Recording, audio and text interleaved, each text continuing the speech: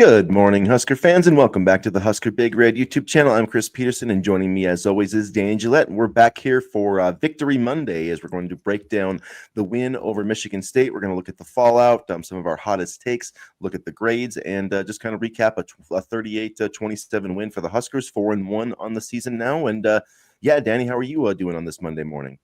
I'm a little tired, but I'm doing well. My Patriots won. The Huskers won. I can't remember the last time that's happened in the same weekend, but I'm doing pretty well.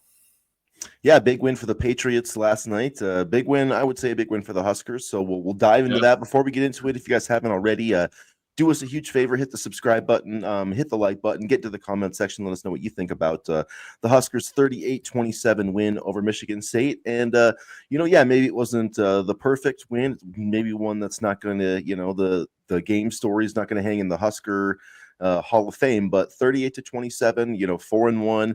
And I really feel like this is a game where Nebraska showed that they've learned how to win. I mean, after the blocked punt and Carter Nelson scored, I thought it was going to be a blowout in Nebraska's favor. And, they turned out they had to kind of claw their way back. They were down 21-14.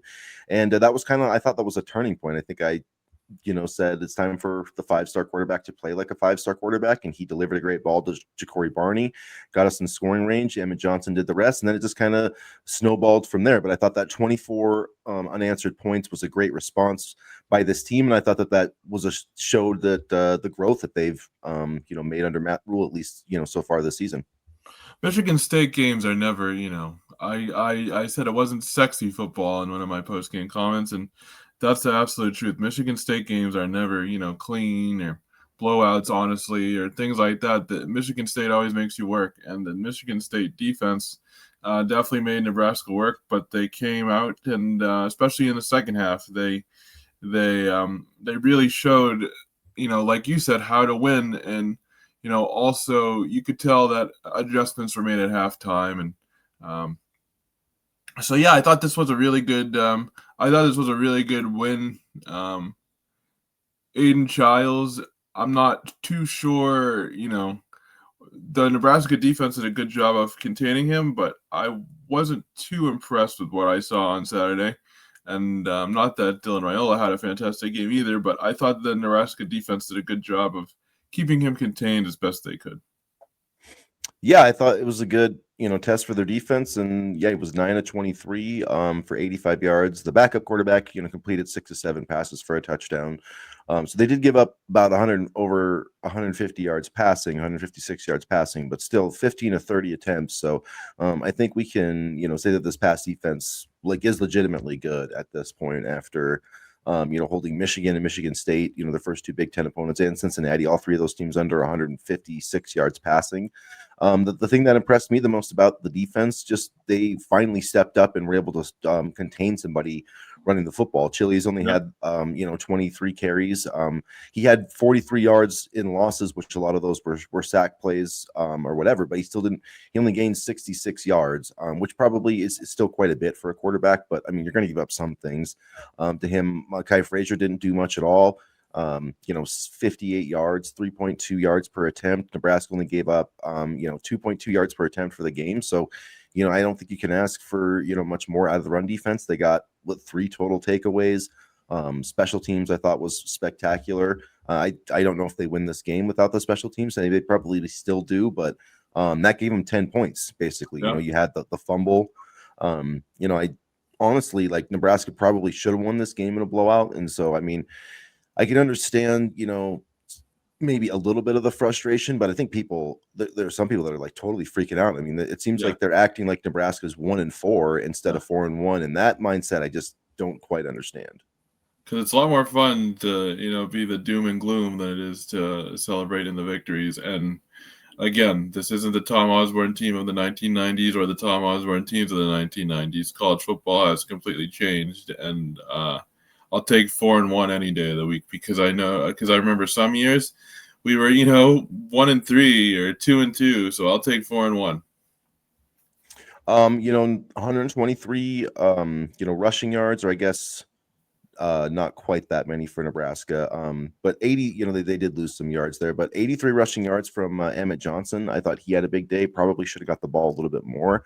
but 3 touchdowns. That 23-yard touchdown run was a thing of beauty to tie the Yep. game up. I mean, Yep. there was some great blocking, but great moves by him. And he continues to look like one of the best running backs in the Big Ten. Also caught 6 passes for 37 yards.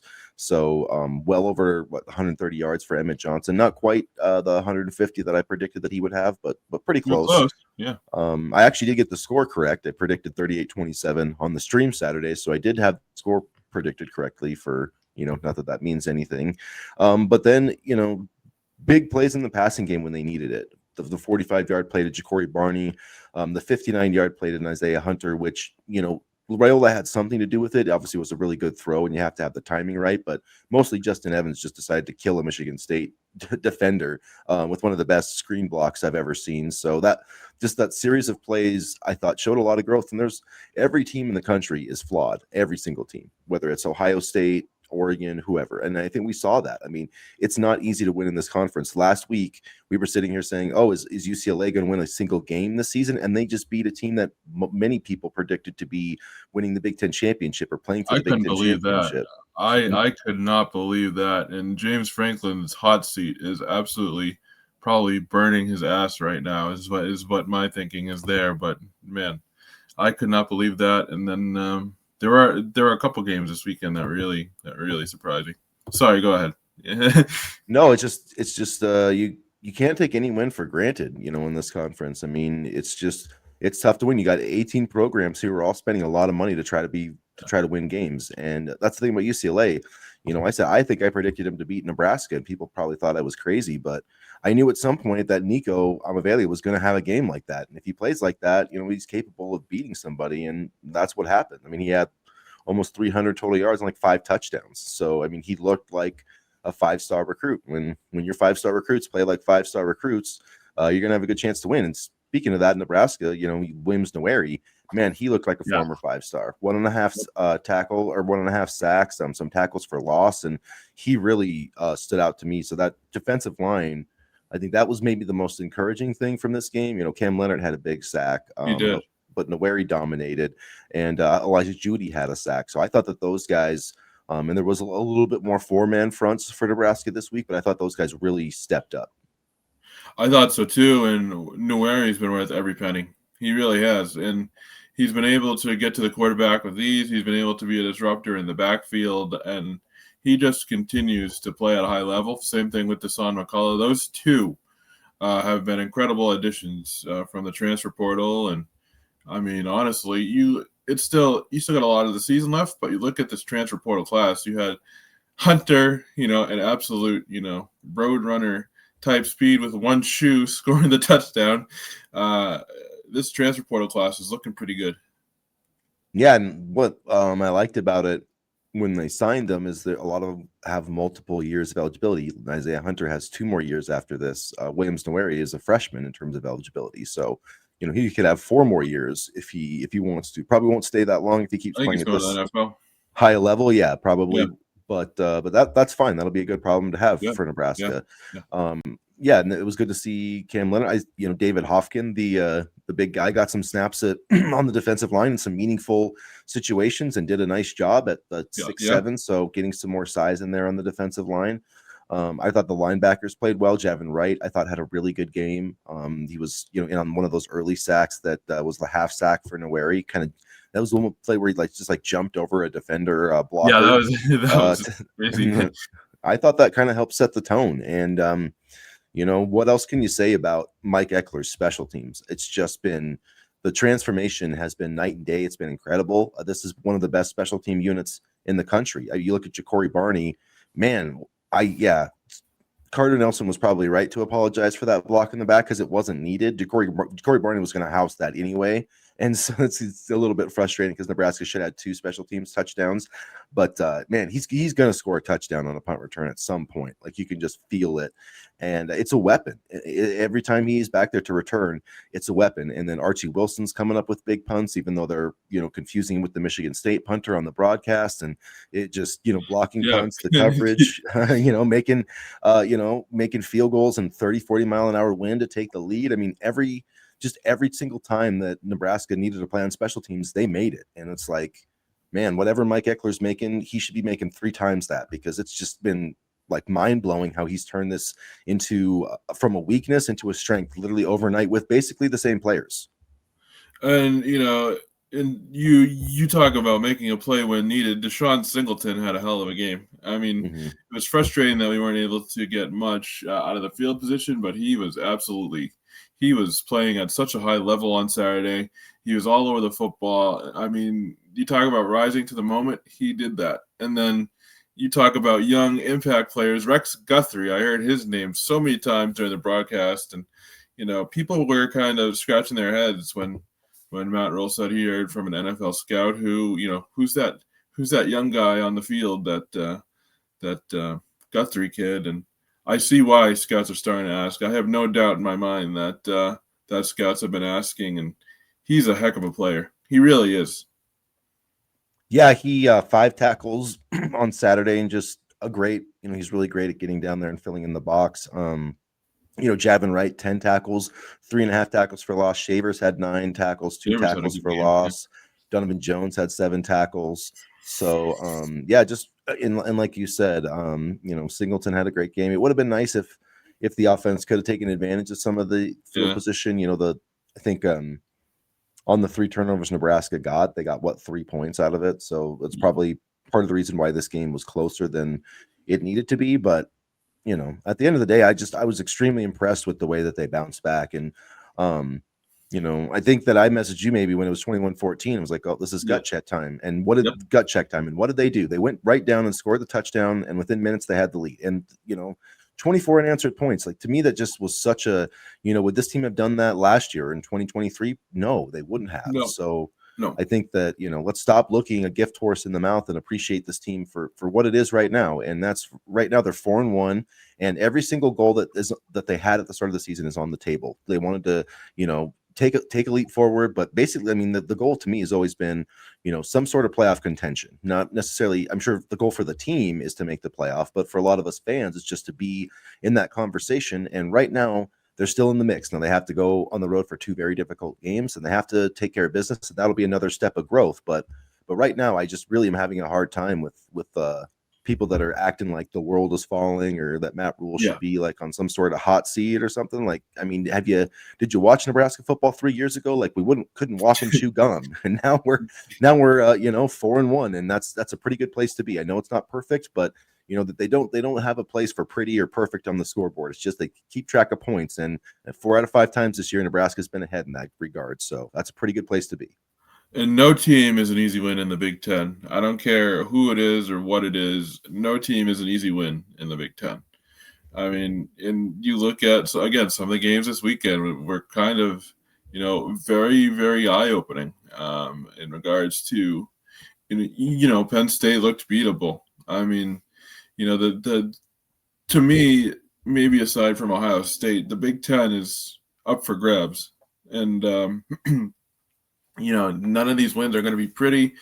The 65-point games against, Akron and Houston Christian, I mean, we're not going to get very many of those either in Big Ten play. And I thought they did a good job of rising to the moment again and playing at a high level. And I was kind of frustrated with the offensive line a little bit, but I thought in the second half they played a lot better. So that was encouraging to see as well.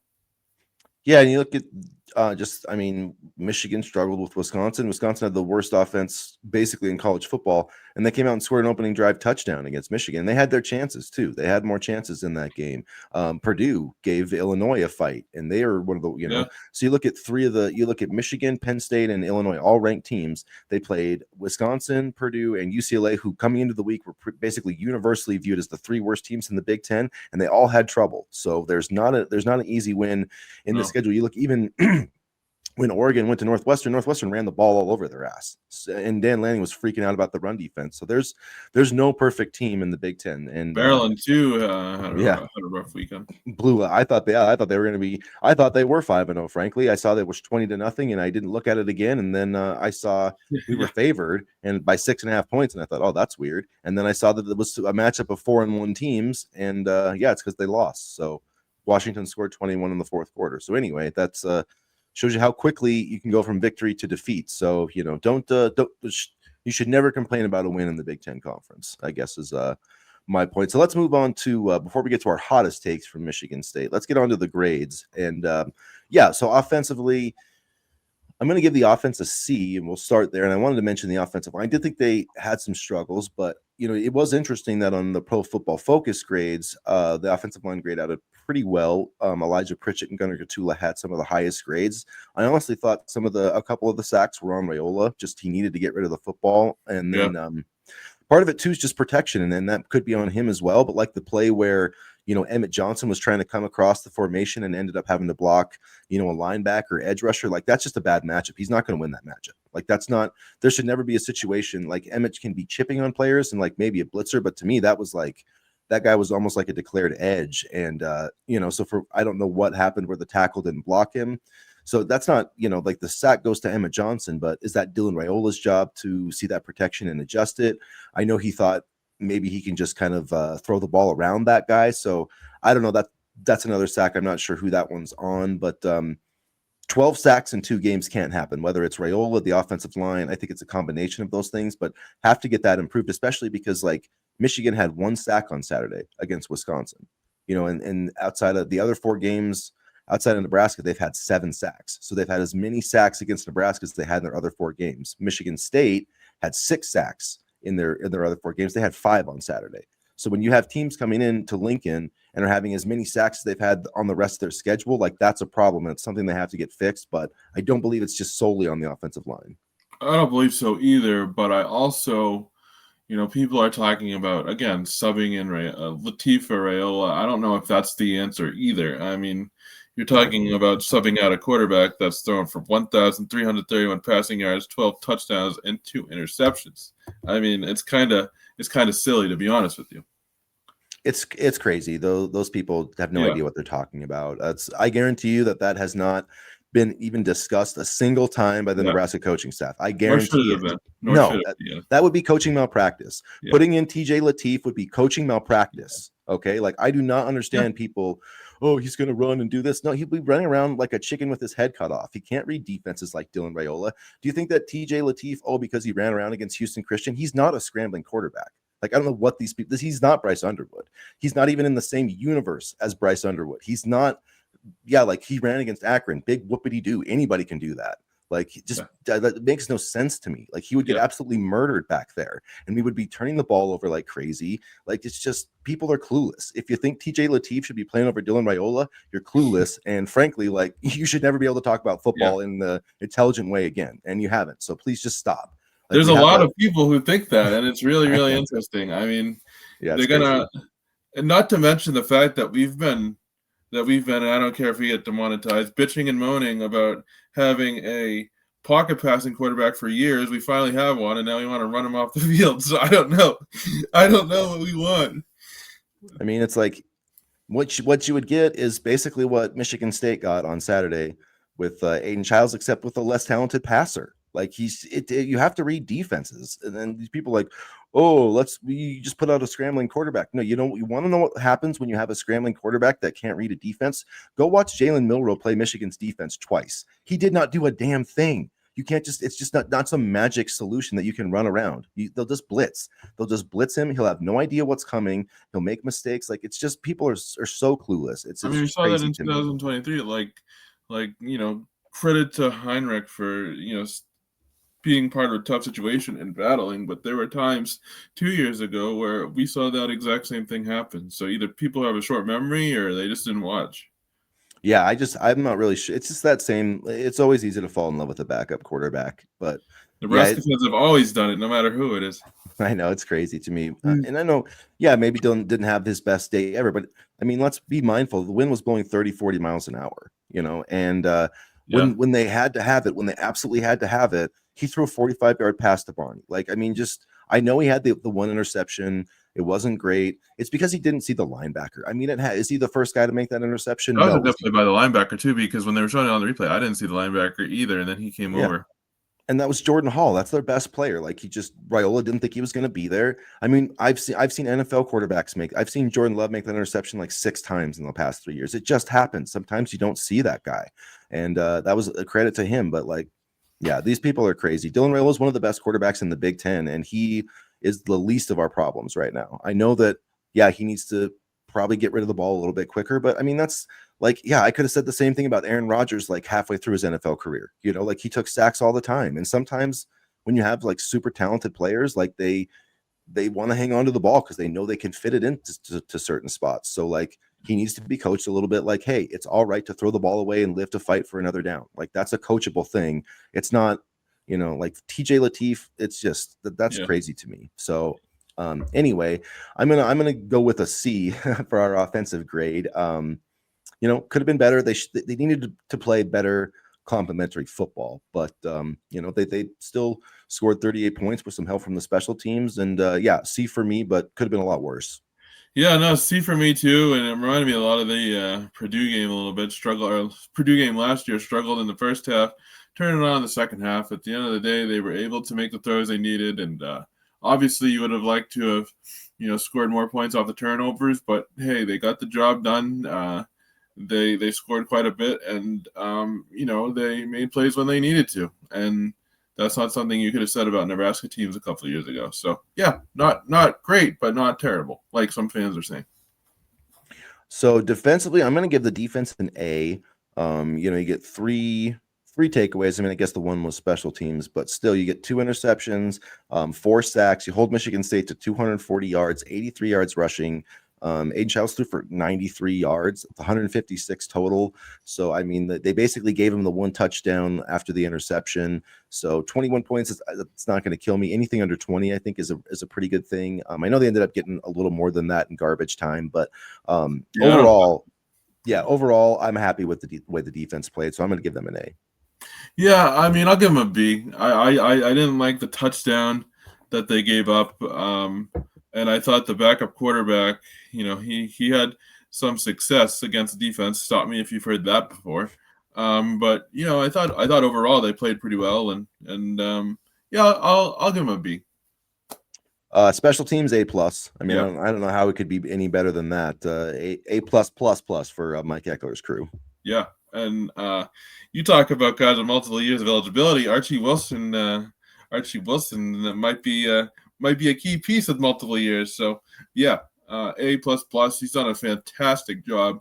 I think honestly, Mike Eckler should be in Broyles Award contention. He might be. I should say that they did get a new kicker and a new punter and a new long snapper. So I shouldn't say that Mike Eckler did it all with the same players, but a lot of the same players. And he coached them up. So. Yeah, and he coached them up. So I mean, yeah, credit to him. And as far as the coaching staff, I'm gonna give the coaching staff an A. I thought they made the right decisions. I didn't think there was any game management stuff that I had a problem with. I liked the little razzle dazzle they had in the red zone. So yeah, overall, I thought they did a good job adjusting at halftime. The only complaint that I have about really the entire thing is the quarterback running, and that's tough to defend. I mean, it really is. It's kind of the last line of defense, and even with that, they didn't let that lose them the game. So coaching, I give them an A. And on the flip side, Michigan State gave Dylan Raiola some running lanes that he took advantage of. So I was happy to see that and take what was given. But yeah, coaching staff, I'm going to give probably an A minus just because I thought the offense stalled and I thought some of the play calls could have been a little bit better, especially with the win. But overall, I thought it was a pretty good game. No egregious game management things. And I think Matt Rhule is getting better with that.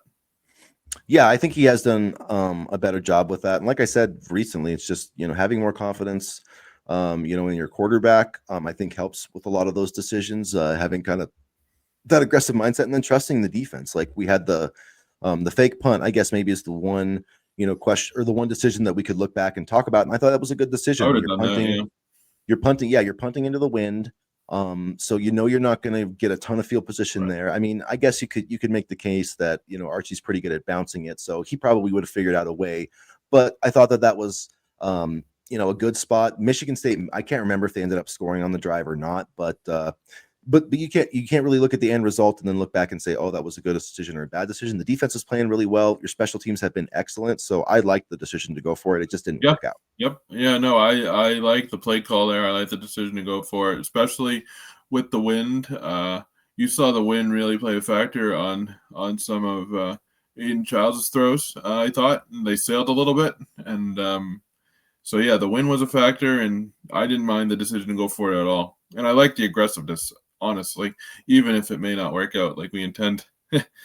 Yeah, no, you got to got to risk it for the biscuit, as they might say. So, all right, Danny, what's your hottest take from this Michigan State win? Donovan Raiola will not be fired this season. Fans are screaming for him to be fired. He's not going to be fired. Quite honestly, I don't think he's going anywhere. But he's not going to be fired. I know this guy looked like he was falling on the offensive line, but I thought they did a better job. And yeah, he's not going anywhere. My hottest take is that I'm not going to say nationally, but I think Nebraska is the best special teams unit in the Big Ten, and maybe even nationally, and that's pretty incredible considering where this program was. I mean, they're covering, they're blocking kicks, they're making plays in all facets. They're not making any mistakes, and so I'd have to go look up the Kelly Ford rankings or all the computer analysis to see where they rank. But this is an elite special teams unit, and that's not something I thought I was going to say at the start of the season. Yeah, I mean, you consider just where they were a year ago, and you look at the turnaround, like you mentioned, it's pretty impressive. All right, really quickly, I just wanted to mention news and notes. It was a positive recruiting weekend, but I would say the biggest news recruiting wise is that it doesn't appear that Danny Odom is going to be visiting Michigan now. So one of Nebraska's top 2026 commitments appears to be more locked in with the Huskers at this point. So that's a big positive. Yeah, that's a huge positive, and I think he could be a really, really good player, a cornerstone player of the class, and you just look at this group coming in, even though it's smaller. Claude and Puma, Danny Odom, some really talented players. So great news. Nebraska volleyball 14-0 after they embarrassed Penn State on Friday. They also swept Rutgers 5 straight sweeps for Danny Busboom-Kelly's team. So they'll be still ranked number 1 in terms of the coaches and AP poll. Nebraska just outside the top 25. Cincinnati is also outside the top 25 after they upset Iowa State. Sometimes I do not understand how they rank teams, but that's a discussion for another day. But Nebraska, I think, is if they win the next 2 games, maybe they'll be ranked. Cincinnati needs some love. I mean, they really do. And, I've been banging on the Cincinnati Bearcats drum, but I felt like they should have been ranked this week. It was good to see Penn State and Texas not in the top 25. It's been a while. It's been a while since we've seen that. That was refreshing. And, I think we can say now that Arch Manning is not him. Maybe he'll still be okay, but I think definitely some overhyping went on there because of the last name. And neither is DJ Lagaway, but I guess it was a battle of who sucked the least, and Lagaway won. Who sucked the least? Sometimes it's not about who's the best; it's about who sucks the least. So, at least that wasn't our game on Saturday. Right? No, we got the job done. I was very impressed. The sky is not falling, and I like you said, some fans just want to. Even Michael Rose Ivy made a comment, just like enjoy the win, don't be miserable, and I agree. Yeah, man, I'm not going to tell you how to do your fandom, but there's a lot more positive outlooks that you can have. So if you want to be a negative Nelly or whatever, that's fine. But the Nebraska Cornhuskers are 4-1. I think that's something to celebrate. Vegas has us 6.5 point favorites going into Maryland. So let's take down the Turtles, and let's go from there. And so. We'll wrap it up, you guys. If you haven't already, please hit the like button, hit the subscribe button, get into the comments section with your hottest take for Michigan State's win, or from Nebraska's win over Michigan State. Good Lord. Sorry for that slip there, but so Nebraska obviously won the game. Pitch in with your hottest takes, and as always, go Big Red. Go Big Red.